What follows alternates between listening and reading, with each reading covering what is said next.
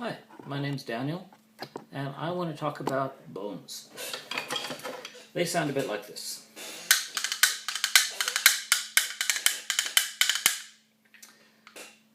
I learned how to play bones from a fellow named Percy Danforth.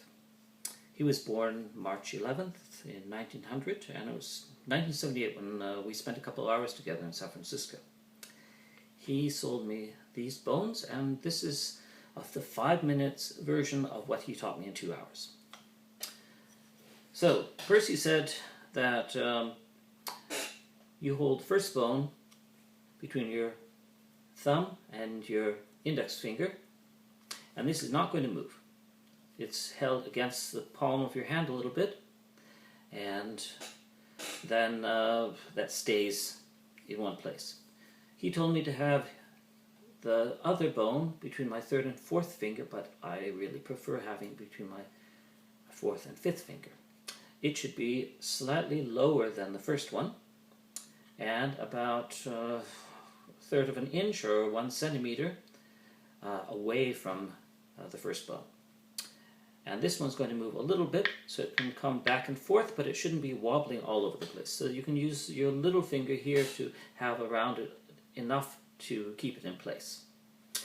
Then you should have your elbow up, your wrist turned up, and try to think of this as one big circle. With this, here's the middle of the circle, and then you've got a big circle around here, where you're going to move your hand away from you and get one sound.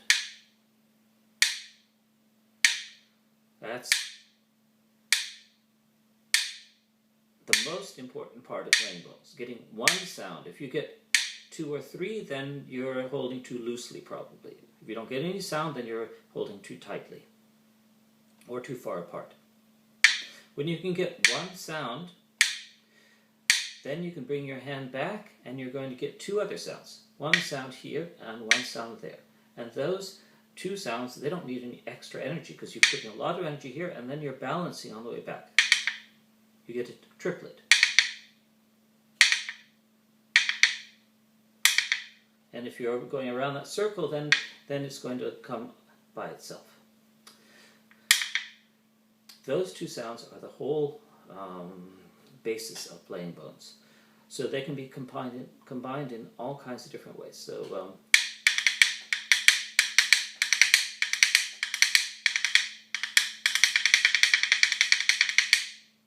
that gives you lots of possibilities there.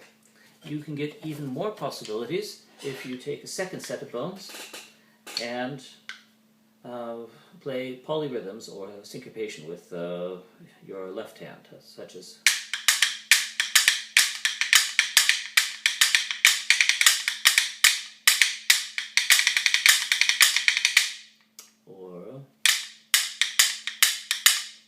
there's lots of extra possibilities there, but it's your first hand which is the main one.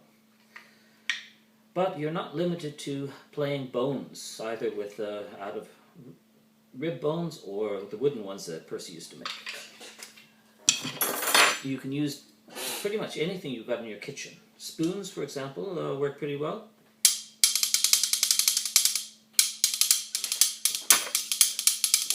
Forks and knives, also, same thing.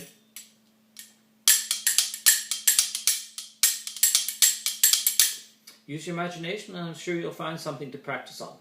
Then you can test out the different sounds from the different materials. Try it out and try to remember Percy Danforth.